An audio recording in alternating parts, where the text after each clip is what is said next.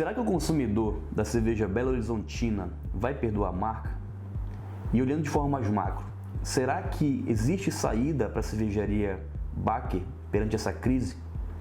Para quem não sabe, a cerveja Belo Horizontina representa 70% das vendas da cervejaria Baker. E uma substância altamente tóxica foi detectada dentro das cervejas artesanais que essa cervejaria produz. E existe uma correlação de pelo menos 4 mortes e mais de 15 pessoas internadas devido ao consumo da cerveja no período da segunda quinzena de dezembro a essa primeira quinzena de janeiro. E as investigações seguem para tentar encontrar o motivo desse fato ter ocorrido. Será que existe saída? Bem, o meu nome é Paul Marcel e na aula de varejo de hoje vou apresentar um caso bem similar a esse da cervejaria Baker e que soube contornar essa crise e conseguiu se restabelecer no mercado. Crise essa que foi tão grave quanto, mas que foi um tempo atrás.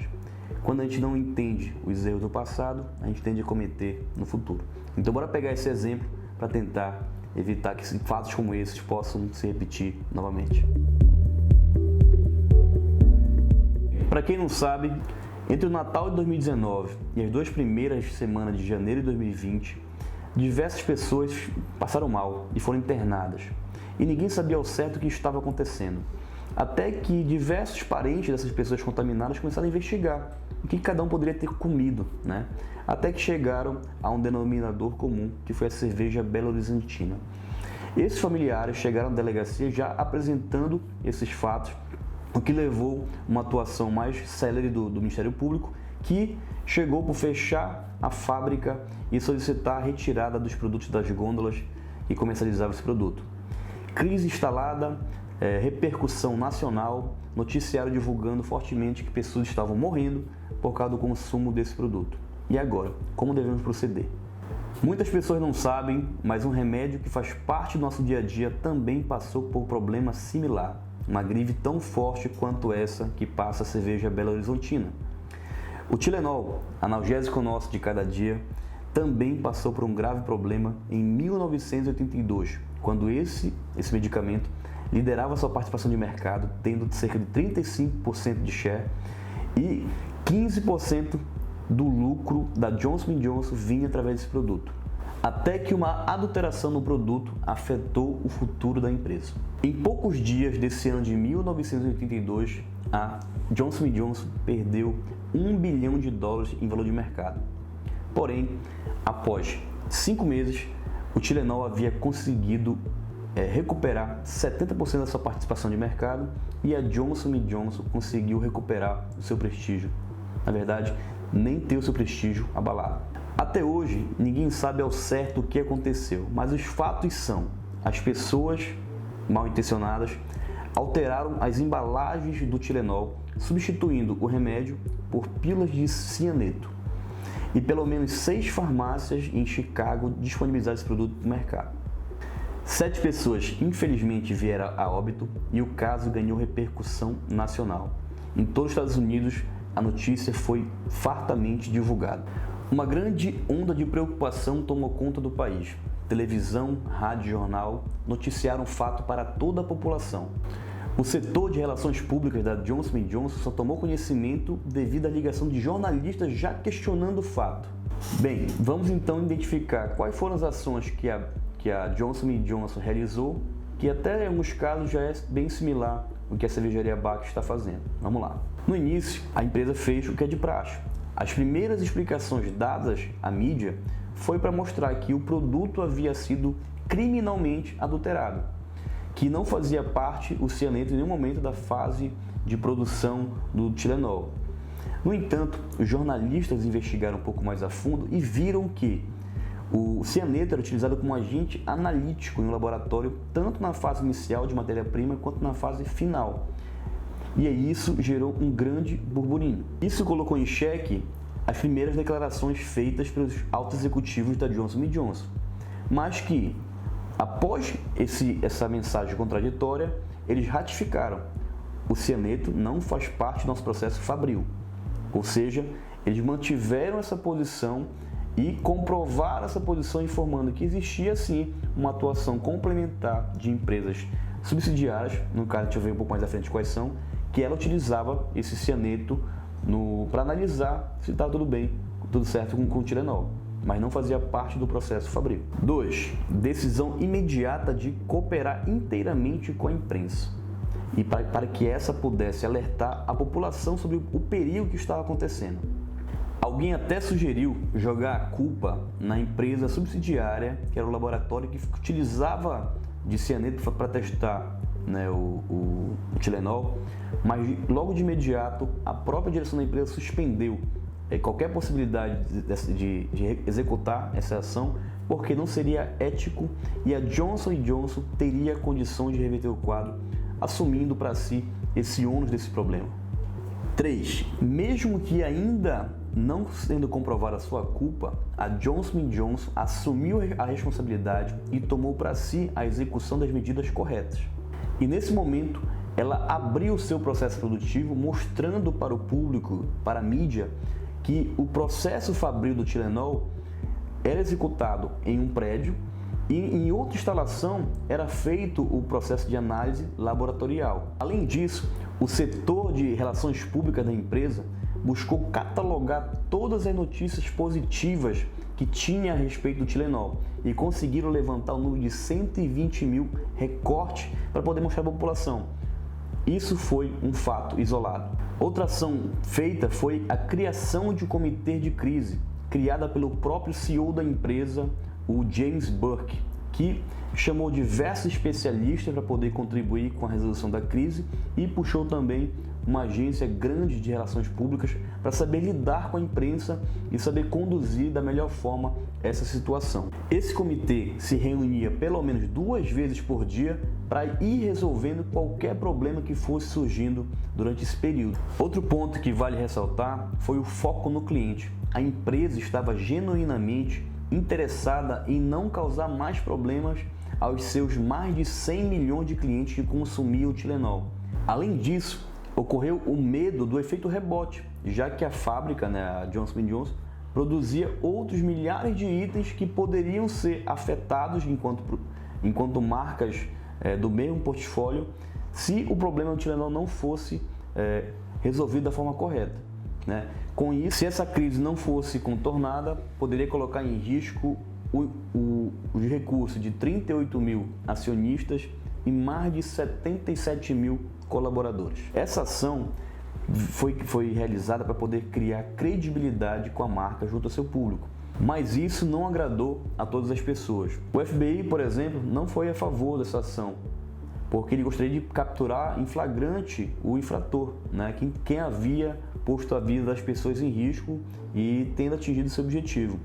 O escritório de saúde lá americano, o FDA, ele também não gostou tanto dessa atitude, pois pensou-se em causar um dano muito maior, causando pânico nas pessoas, Mas era atitude a ser realizada, foi a atitude correta a ser tomada pelo comitê. Retirar os produtos das gôndolas. Isso gerou mais ganho de credibilidade.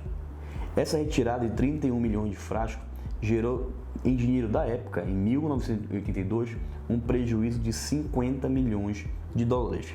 Se trazer esse valor para hoje, imagine quanto não vai dar. Para a Johnson & Johnson, a segurança do cliente deve vir em primeiro lugar, à frente de qualquer prejuízo, à frente de qualquer problema que ele possa ter. Tem que haver esse compromisso, entre a marca e seu cliente final. Você sabe qual é a missão da Johnson & Johnson enquanto empresa? Trecho esse que está disponível no site da empresa hoje, diz o seguinte: cuidar do mundo, uma pessoa de cada vez, criando produtos para garantir a saúde e bem-estar em cada fase da vida. Esse é o mantra que guiou e guia a empresa ainda hoje. Se eu tive um problema com o meu cliente, como é que eu posso tentar contornar e garantir que essa missão seja executada? Foi isso que guiou o James Burke, que foi CEO da época, e todo o comitê de crise em lidar com a imprensa e dar retorno positivo sobre tudo que estava sendo feito para poder resolver esse problema. Em propaganda, o que foi feito durante essa crise?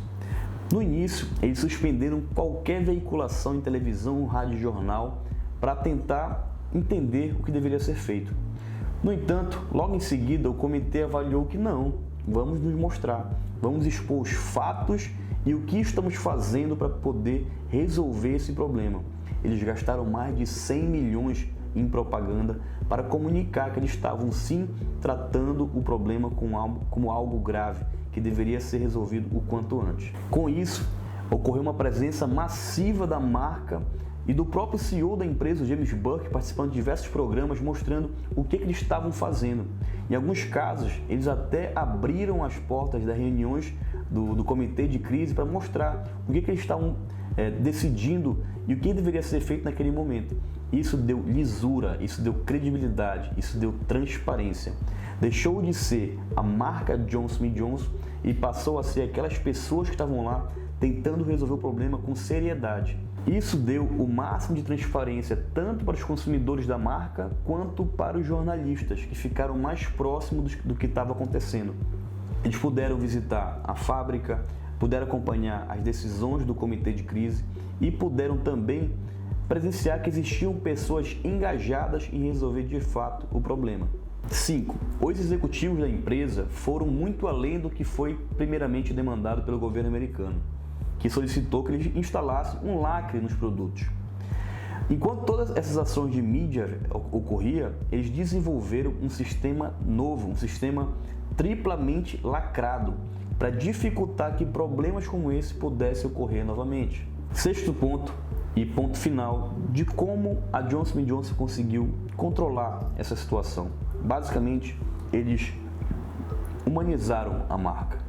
Eles puderam mostrar que existiam pessoas tratando de pessoas. Pessoas que entenderam que ocorreu uma crise, que sim, ninguém deseja, enquanto empresário, enfrentar uma crise como essa. Mas que o erro, apesar de ser gravíssimo, pois perderam-se vidas, havia uma chance de ser contornado. Se ocorresse transparência, ocorresse lisura, fosse dado fluxo livre para os jornalistas poderem frequentar as fábricas, e isso fez com que, ao tratar esses jornalistas enquanto pessoas, que estão executando seu trabalho, eles puderam também tratar a marca também como pessoas, e assim permitiu com que essa relação de troca mútua causasse um eco na informação que se espalhou por todo o mercado americano, permitindo essa volta do Tylenol enquanto um produto confiável que ainda hoje está presente nas nossas casas. Isso gerou empatia com o público e o melhor, esse discurso caminhou de mãos dadas com as ações, ou seja, ao mesmo tempo que eles falavam o que estavam fazendo, as pessoas viam as ações acontecendo, elas viam as mudanças acontecendo. E isso permitiu com que a marca Johnson & Johnson saísse fortalecida dessa grande crise que aconteceu lá em meados de 1982. Bem, pessoal, eu não sei o que vai acontecer com a marca Belo Horizontina e a cervejaria Bach. Não sei se foi sabotagem, não sei se foi criminoso, não sei se foi algo que ainda as investigações não apresentaram. Não sei se ela vai sobreviver a essa crise como a gente tem observado. Algumas pessoas, inclusive, falam para mim que não acreditam que essa marca vá sobreviver. No entanto, o que eu posso dizer é com o viés do marketing. O que você pode fazer quando uma crise como essa lhe acometeu, então você estiver relacionado à gestão desse negócio? É importante você olhar que existem 3 aspectos que devem ser tratados. Um viés da própria crise, como tratar, como gerir essa crise, como gerir a minha marca enquanto aspecto tangível e intangível dos meus produtos e serviços, e como eu posso gerir a minha relação com os meus consumidores que foram diretamente afetados, inclusive tendo um problema de saúde gravíssimo, com até então 4 mortes. Cabe à liderança da empresa tomar as rédeas da situação, agir com proatividade e transparência com os seus consumidores, com as famílias afetadas, seus acionistas e seus colaboradores. Agindo com essa lisura, mesmo que você tenha um prejuízo milionário e tenha condições de se manter firme na sua postura enquanto empresa, existe a possibilidade no futuro da marca Belo Horizontina ser vista como uma marca que, apesar da crise, ela ainda se mantém no mercado com seu espaço devido lá nas gôndolas para poder se manter brigando quanto as outras cervejas artesanais. Esse foi um parecer técnico, que pena que é sobre esse caso de crise, mas eu creio que possa ajudar outras pessoas, beleza? Obrigado e até a próxima.